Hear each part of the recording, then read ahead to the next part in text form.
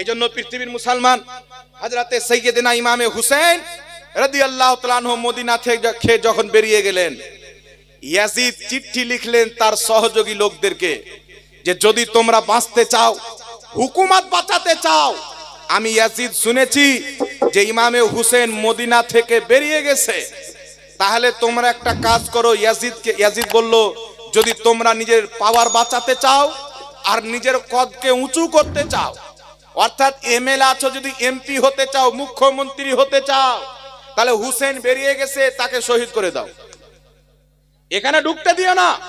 কিছু লোক বলছে ইমামে হুসেনের শাহাদতে ইয়াজিদের কোনো হাত ছিল না, ওর 14 খানদান মিথ্যাবাদী, ডাহা মিথ্যা কথা বলে।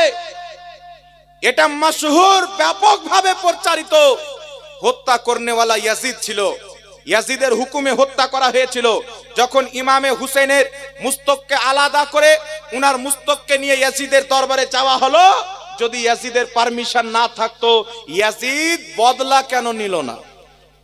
ঠিক না বেঠিক? ইয়াজিদের যদি হুকুম না থাকতো, ইয়াজিদ কেন বদলা নিল না?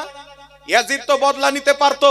কিন্তু পৃথিবীর মুসলমান, আমি আপনাকে বলি, ইয়াজিদ পারমিশন দিয়ে হত্যা করিয়েছিল। যখন ইমামে হুসেনের দেহ মুবারক থেকে মুস্তককে আলাদা করে ইয়াজিদের শাহী দরবারে নিয়ে যাওয়া হলো, ইয়াজিদ হাতে একটা লাঠি নিয়ে ইমামে হুসেনের ঠোঁটে আঘাত করে বাড়ি মেরে, ওই ইয়াজিদ বলেছিল বদরের যুদ্ধে মুহাম্মদ সাল্লাল্লাহু আলাইহি সাল্লাম আমাদের বাপ দাদা পূর্বপুরুষকে হত্যা করেছিল, আজকে তার নামাসাকে হত্যা করে আমি ইয়াজিদ আমার বাপ দাদার বদলা নিলাম। কাফিরদেরকে নবী পাকের সৈনিক বদরের যুদ্ধে জবাই করেছিলেন, সেই কাফিরদের কথা ইয়াজিদ বলছেন, তাদের আমি হুসেনকে কতল করিয়ে বদলা নিলাম। আর ওই ইয়াজিদের আওলাদরা বলছে যে আমার আব্বা ইয়াজিদের কোনো দোষ ছিল না।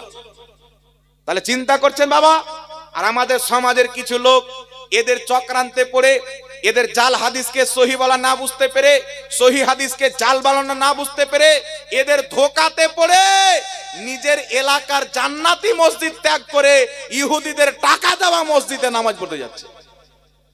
আর এরা মনে করছে 2025 ইসলাম পেলাম।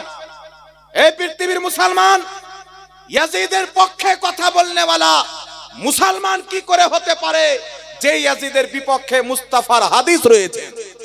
আমার নবী বলেছে ইয়াজিদ আমার দ্বীনকে ধ্বংস করবে, বানু উমাইয়া খানদানের লোক হবে। ওই ইয়াজিদ ইসলামকে নষ্ট করেছিল, ইসলামের ক্ষতি করার চেষ্টা করেছিল। আমার হুসেন ইসলামকে জিন্দা করেছেন। একটু জোরে বলতে হবে সুবহানাল্লাহ।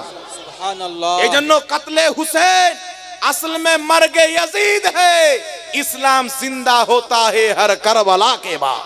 সুবহানাল্লাহ, আর সুবহানাল্লাহ। ইমামে হুসেনের বিপক্ষে বলনেওয়ালা ওয়াহাবিদের কাছে মেসেজটা পৌঁছে দিয়ে ইবনে আব্দুল ওয়াহাব নজদির অবৈধ মুকাল্লিদ, আমি বলতে চাই, যারা ইয়াজিদের পক্ষে কথা বলে হুসেনের ভুল খুঁজতেছো, শুনো, যেই ব্যক্তি যদি কাবা ঘরের মধ্যে সাজদারত অবস্থায় কোনো ব্যক্তি মরে যায়, এমন অবস্থায় মরল যে তার অন্তরে বুগজে আহলে বাইত ছিল, তো বলা হচ্ছে মাতা কুফর। সে যদি কাবা ঘরের মধ্যে সাজদার অবস্থায় মারা যায়, তার অন্তরে যদি হুসেনের দুশমনী থাকে, চুলের দানা পরিমাণে বুগজ থাকে, মাতা কুফর, ওই ব্যক্তি কাফির হয়ে মরল।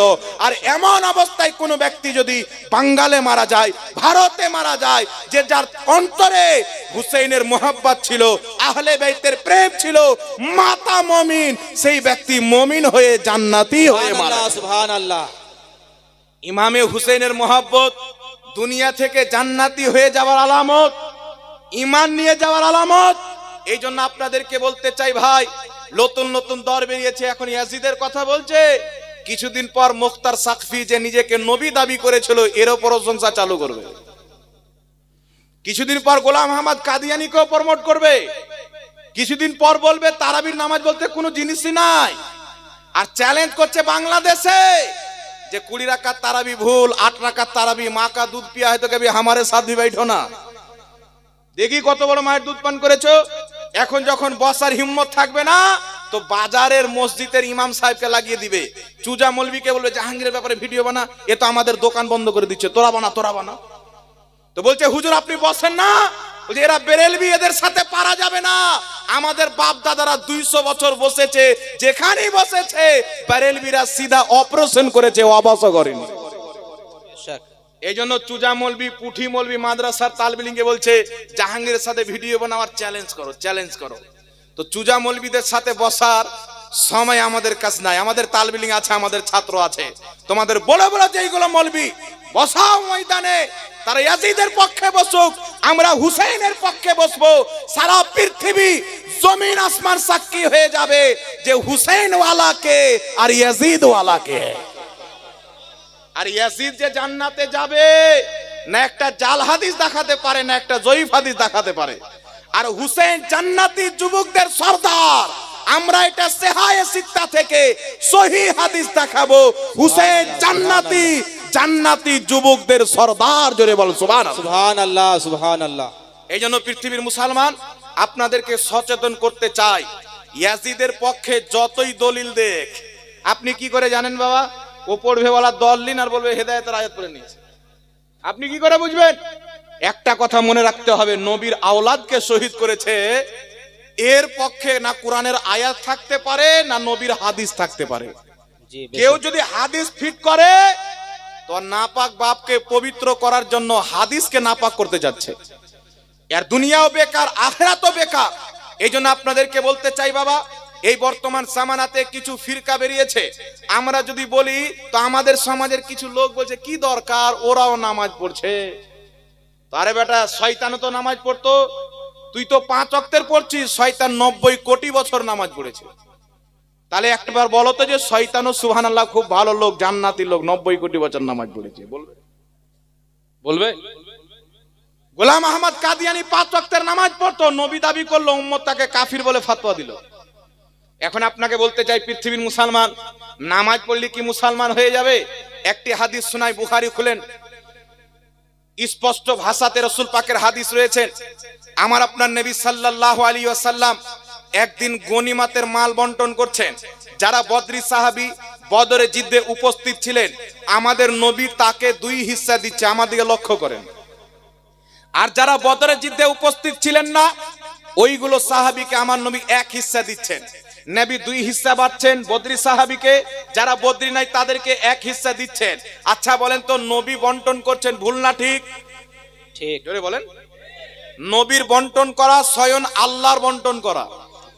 আল্লাহ কুরআন পাকে বলছেন, মান ইউতির রাসূলা ফাকাদ আতা আল্লাহ, যেই ব্যক্তি আমার নবীর আদেশ মানলো সে আমি আল্লাহরই আদেশ মানলো। বেশক, সুবহানাল্লাহ।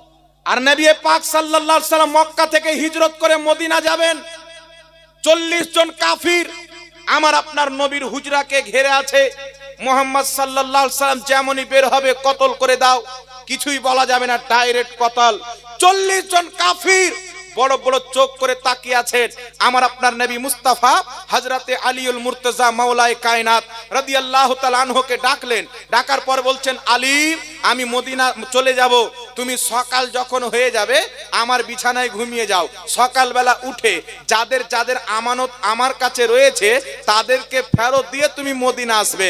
আমার আপনার নবী মুস্তাফা দেখছেন 40 জন কাফির নবী পাকের ঘরকে ঘিরে আছে, নবীকে হত্যা করবে বলে, রাসূলকে কতল করব বলে আমার নবী মুস্তাফা হাতে কিছু পাথর কাকর নিয়ে কাফিরদের দিকে চালিয়ে দিল। তাদের চোখ অন্ধ হয়ে গেল, নবী পাক তাদের সামনে দিয়ে চলে গেল, তারা খবরই পেল না। নারে তাকবীর, নারে রিসালাত, উলামায়ে আহলে সুন্নাত, মাসলাকে আলা হযরত, নারে তাকবীর। নবী পাক পাথর তাদের দিকে ফেলে দিলেন, নিক্ষেপ করে দিলেন, তাদের চোখের সামনে দিয়ে চলে গেলেন, তারা দেখতে পেল না। আল্লাহ পাক আয়াত নাজিল করে বলছেন, হাবিব হিজরতের রাত্রিতে যেই পাথর তুমি কাফিরের দিকে নিক্ষেপ করেছিলে আসলে ওটা তুমি করনি, আমি আল্লাহ নিক্ষেপ করেছিলাম। সুবহানাল্লাহ। বহুত খুব। নবীর ফয়সালাকে আল্লাহ নিজের ফয়সালা বলছেন, নবীর পাথর ফেলাকে আল্লাহ নিজের পাথর ফেলা বলছেন। তো আমার নবী বদরি সাহাবীকে 2 হিস্সা দিচ্ছেন, কারণটি কি বাবা? বদরের যুদ্ধে 313 জন সাহাবী ছিলেন, হাজার হাজার কাফির একদিকে, 313 জন সাহাবী একদিকে। ওই সময় আমার আপনার মতন কমজোর ঈমানওয়ালা ব্যক্তি যদি থাকতো, ময়দান ছেলে পালিয়ে যেত, পালিয়ে যেত।